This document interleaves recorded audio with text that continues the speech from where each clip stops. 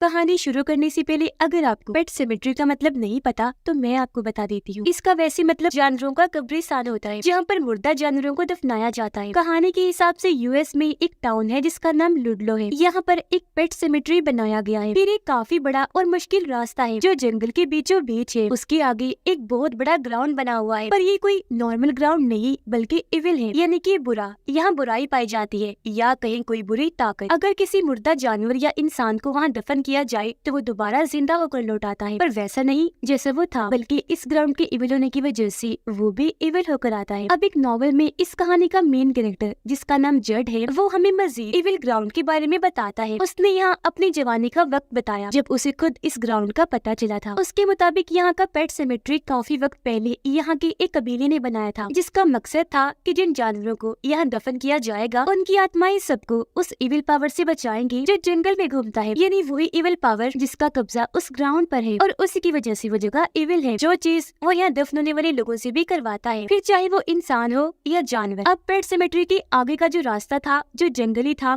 उसे बंद कर दिया गया ताकि इस रास्ते से गुजरकर कोई उस इविल ग्राउंड में ना जाए, जिससे हम समझ पाए कि पेट सेमेट्री एक अच्छी जगह है जबकि इविल ग्राउंड बहुत ही बुरी। अब यहाँ जड ने इस कहानी की मशहूर लाइन भी बोली जो थी समटाइम्स डेड इज बेटर, यानी कि कभी कभी मरना अच्छा भी होता है। अब ऐसा उसने क्यों कहा ये तो हम कहानी में ही जानेंगे। जिसके बाद हम आ जाते हैं जड की कहानी पर। जब वो जवान था उसने अपनी दोस्त से शादी कर ली और वो अपनी फैमिली के साथ इस टाउन लुडलो में ही रह रहा था, पर अब वो इस टाउन को छोड़ के जाने की तैयारी कर रहा था क्योंकि ऐसा करने के लिए उसके डैड ने कहा था, जबकि उसकी मॉम नहीं चाहती थी। अब यहाँ जड के डैड सिर्फ एक ही काम करते थे, वो घर के बाहर बैठकर हमेशा सिगरेट पीती रहती थी, पर ऐसा करना भी उनका कोई मकसद था। अब कल रात इस टाउन में एक वाकया हुआ जिसके बारे में कोई नहीं जानता। इस टाउन के आदमी का बेटा जंग में लड़ने गया था जिसका नाम टिमी था, पर वहाँ से वो जिंदा बचकर नहीं आया। उसकी लाश आई थी जिसे उसके डैड उसी ग्राउंड में दफन कर दी थी, पर थोड़ी ही देर में वो दोबारा जिंदा हो जाता है और आते ही उसने अपने डॉग पर हमला करके बुरी तरह उसे मार दिया। जिसका मतलब कि अब जो दोबारा जिंदा हुआ वो टिमी नहीं बल्कि इविल पावर की तरफ से भेजी गई बुराई है, जो अब पता नहीं कौन कौन सी तबाही लाने वाला था। इसलिए जड के डैड चाहते थे कि वो इस टाउन को छोड़कर चला जाए ताकि उसके साथ कुछ गलत ना हो। अगले दिन जड को सामान खरीदने जाता है जहाँ उसकी जेब से एक तस्वीर नीचे गिर जाती है, जिस तस्वीर में थे जड, टिमी और इनका ही एक दोस्त जो बचपन में तो काफी अच्छे दोस्त हुआ करते थे पर अब नहीं। अब तभी यहाँ टिमी के डैड आए जो दरअसल टिमी की भूख मिटाने के लिए कच्चा मांस खरीदने आए थे। वो यहाँ जड को भी बता देती हैं कि टिमी जंग से वापिस आ गया है, पर अब वो इविल है ये बात नहीं बताते। पर अब सामान लेकर जड घर आ गया। रात को जब ये फैमिली खाना खा रही थी तो जड अपने डैड को भी बता देता है कि टिमी वापिस आ चुका है। जिसके बाद अगले दिन ये दोनों बाप बेटे आखिरी बार आइस स्केटिंग देखने जाते हैं, यानी बर्फ पर दौड़ने का जहाँ मैच चल रहा था। यहाँ जड को अपने बचपन का दोस्त भी नजर आता है, पर दोनों आपस में कोई बात नहीं करते। इतनी ही देर में यहाँ टाउन का मेयर, शेरिफ और एक ऑफिसर आ जाते हैं जो देखने से काफी परेशान लग रहे थे कि शायद उन्हें कोई टेंशन सता रही है। पर जब यहाँ जड आया तो वो कहते हैं कि हम तुम्हारे लिए खुश हैं क्योंकि तुम इकलौते हो जो इस टाउन को छोड़कर जा रहे हो। जिसके बाद अगले ही दिन जड और उसकी वाइफ उसके मोम डैड को अलविदा कहकर गाड़ी में बैठे और यहाँ से निकल गए। पर जैसे ही टाउन को क्रॉस करने लगे अचानक एक कौवा इनकी गाड़ी से आकर टकरा गया, जिससे इनकी गाड़ी के सामने वाला कांच टूट गया और ऐसे ये टाउन से नहीं निकल पाए, इन्हें यही रुकना पड़ा। अब जब ये दोनों बाहर निकल कर आए तो इनकी गाड़ी के सामने टिमी का डॉग बैठा हुआ था जिसकी हालत बहुत ही खराब लग रही थी क्योंकि जब टिमी इविल होकर आया था तो उसने अपने डॉग को तो मार दिया था, पर बाद में टिमी के डैड ने डॉग को भी उस ग्राउंड में दफन कर दिया जो अब जिंदा होकर आ गया है पर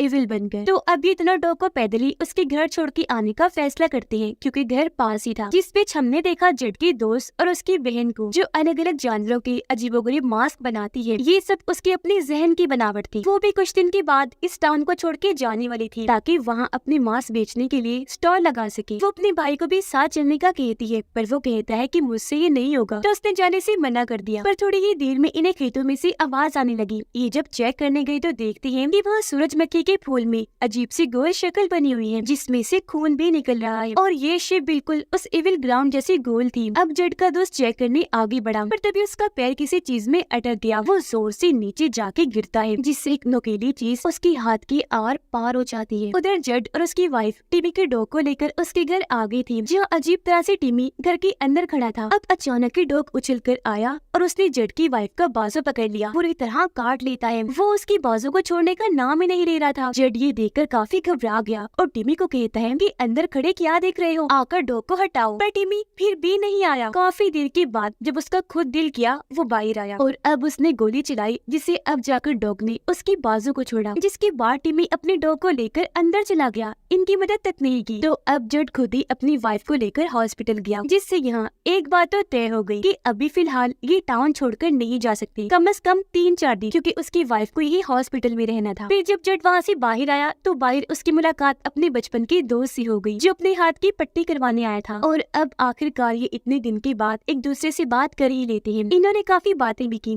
और इस बारे में भी कि जब से टिमी वापिस आया है उसका बर्ताव काफी अजीब हो गया है। पर क्यों, ये जानने के लिए जड दोबारा से टिमी के घर आया, जहाँ वो दिल दहला देने वाला नजारा देखता है कि टिमी ने एक पिग को मारकर उसे पूरा चीर दिया है, जिसका मांस वो बैठा खा रहा था और उसके हाथों से खून टपक रहा था। वो किसी दरिंदे से कम नहीं लग रहा था। अब जड पहले तो घबरा गया, पर हिम्मत करके जब वो उसके पास जाने लगा, यहाँ टिमी के डैड आ गए। उनकी तरफ देखकर जैसे जड ने टिमी को देखा वो यहाँ से गायब हो गया। टिमी के डैड भी अब उसे कुछ नहीं बताते, तो अब यहाँ अपने सवालों के जवाब पाने के लिए जड अपने घर आ जाता है। वो सारी सूरत हाल के बारे में अपने मॉम डैड को बताकर उसके बारे में पूछने लगा, क्योंकि उसे लग रहा था कि सब उसे कुछ छुपा रही है। पर उसकी मॉम उठी और यहाँ से जाने लगती है, जिनकी टांगों पर हम चोट के निशान देखते हैं। ऐसा लग रहा था जैसे किसी ने नोचा हुआ है। तो अब जड अपने डैड से जवाब मांगने लगा कि आखिर टाउन में चल क्या रहा है और आप मुझे यहाँ से भेजना क्यों चाहती हैं। पर उसके डैड ने भी कोई जवाब नहीं दिया। घर में टिमी इतना अजीब हो गया कि अब उसने चूहों को पकड़कर उन्हें मारना शुरू कर दिया, जिनको भी वो चीर कर खा रहा था, और कुछ फैमिलीज के नाम भी लिख रहा था, जिन सबको वो मार देगा। और ये सब लोग वही लोग हैं जो यहाँ रह रहे हैं। सबसे पहले वाली तो जड की फैमिली थी, दूसरा टाउन का मेयर था, तीसरा शहरी, चौथी थी ऑफिसर, पांचवी फैमिली का नाम वो लिख रहा था, जो थी जड का दोस्त और उसकी बहन। अब टिमी की स्किन जल्द छिलके की तरह उतर रही थी, जिसे अपने हाथों से फाड़ कर वो अपना खून निकालता है और इन नामों पर वो इविल ग्राउंड जैसा दायरा बना देता है कि इन्हें मारने के बाद ये वही दफन कर देगा, क्योंकि ये सब कुछ वो इविल पावर और इसके अंदर की बुराई से करवा रही थी। अब टिमी सबसे पहले ऑफिसर के पास गया, जो फीमेल थी। ये उसके साथ अजीबोगरीब बातें करके उसे डरा देता है। वो वापिस आकर मेयर को फोन करके टिमी के इस अजीब बर्ताव के बारे में बता देती है, जिस पर मेयर समझ जाता है कि जरूर टिमी मर गया होगा, जिसे भी उस ग्राउंड में दफन कर दिया था। इसलिए अब वो दोबारा जिंदा होकर इविल बनकर आ गया है। जब भी ऐसा बन गया है क्योंकि ये सब लोग भी उस इविल ग्राउंड के बारे में अच्छे से जानते थे, तो इस सब से निपटने के लिए मेयर मीटिंग रखता है। अब इससे पहले ऑफिसर और कुछ कहती, एकदम से टिमी का इविल डॉग आकर उस पर हमला कर देता है। जड के दोस्त के घर पार्टी चल रही थी, जहाँ तभी टिमी भी आ जाता है। जड के दोस्त और उसकी बहन को खुश देखकर वो कहता है कि तुम दोनों टाउन छोड़कर जाने का प्लान बना रहे हो ना, नहीं जा पाओगे, इसी टाउन में ही तुम मारे जाओगे। अब मेयर ने जो मीटिंग रखी थी उसमें वो खुद शेरिफ और जड के डैड भी आ गई थी, जिसकी थोड़ी ही देर के बाद वो फीमेल ऑफिसर भी, जिसके चेहरे पर डॉग के नाखूनों के निशान थे, क्योंकि जब डॉग ने इस पर हमला किया था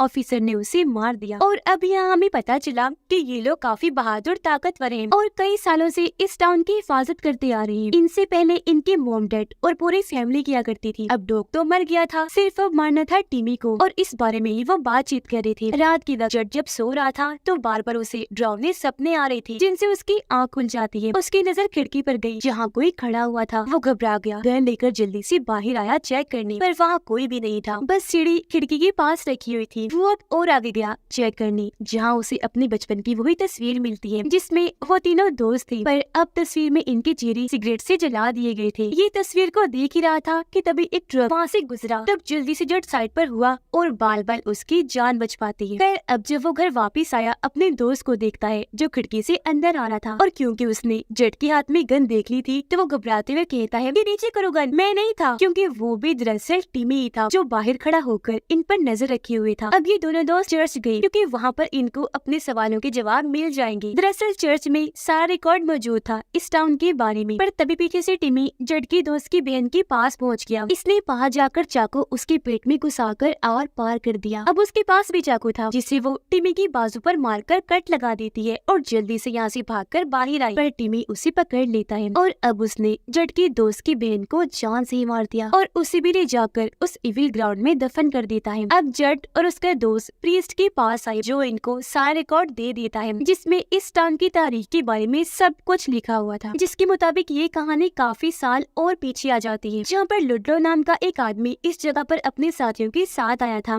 ताकि रहने के लिए कोई जगह ढूंढ सके। यहाँ आकर लुडलो ने अपने बाकी साथियों को भी बुला लिया, पर जब तक वो आए लुडलो खुद गायब हो गया। उसका कुछ अता पता वाला नहीं था। यहाँ आते उसके साथियों को पता चल गया कि यहाँ पर एक इविल ग्राउंड है। जब यहाँ के रहने वाले टाउन छोड़कर चले गए, अक्सर जंगल से डरावनी आवाजें आती है, सपनों में तो पता नहीं क्या क्या, जो सब इस इविल ग्राउंड का असर था। अब लुडलो के लोग आखिर पेट सिमेट्री में भी आ गए, पर आगे बढ़ने पर ये आखिर इविल ग्राउंड में भी पहुँच जाते हैं, जहाँ पर इसी टाउन का रहने वाला एक आदमी भी बैठा हुआ था, जिसका ताल्लुक एक कबीले से था। अब ये लोग उससे लुडलो के बारे में पूछते हैं, जिस पर वो बताता है कि उसकी तो मौत हो गई थी। अब मैंने तुम्हारे साथियों को मना भी किया था, लेकिन उन्होंने उसे इस इविल ग्राउंड में दफन कर दिया और अब वो दोबारा जिंदा होकर इविल बनकर लौटा है और हमेशा के लिए यही कहीं होकर रह गया। फिर हम लुडलो को भी दरिंदे के रूप में देखते हैं, जो बड़ी बेदर्दी से एक जानवर को मार कर उसे खा रहा था। अब एक आदमी जैसे उसके पास आने लगा, लुडलो उस पर भी हमला करके बुरी तरह उसे चीर देता है और अब उसे भी फाड़ कर खाना शुरू कर देता है। उसने फिर दरिंदगी की हद ही पार कर दी। वो बाकियों पर भी हमला करने के लिए आगे बढ़ा, लेकिन उन्होंने लुडलो को ही मार दिया, जिसकी याद में इस टाउन का नाम लुडलो रख दिया गया, ताकि सबको बताया जा सके कि इविल ग्राउंड में लाशों को दफन करने से आपको क्या क्या भुगतना पड़ सकता है। तो यहाँ पता चला कि वो इविल ग्राउंड बिल्कुल एक पेट, एक मुंह की तरह है, जो लोगों को खाता रहता है पर कभी भी उसकी भूख नहीं मिटती। वो जब जिस्मों को खाता है तभी जंगल से आवाजें आती है। यही वजह है कि वो रास्ता बंद कर दिया गया था। रिकॉर्ड में उन सब लोगों के नाम भी लिखे हुए थे जिन्होंने इस टाउन को बसाया और लुडलो को इस इविल ग्राउंड में दफन करके उस इविल पावर को जगा दिया, क्योंकि वही से सिलसिला शुरू हुआ था। अब ये सारे वही लोग हैं जिनके नाम टिमी ने अपनी किताब में लिखे। जाहिर है ये सब टिमी से वो इविल पावर ही करवा रही थी, और जो अब यहाँ के लोग हैं जिनके नाम टिमी ने लिखे, उनकी ही फैमिली दरअसल लुडलो के साथी थे। अब उस वक्त लुडलो के अंदर इविल पावर आकर उन सबको और उनकी फैमिलीज को नहीं मार पाई, पर अब वो ये काम टिमी के जरिए करवा रही है, क्योंकि सालों से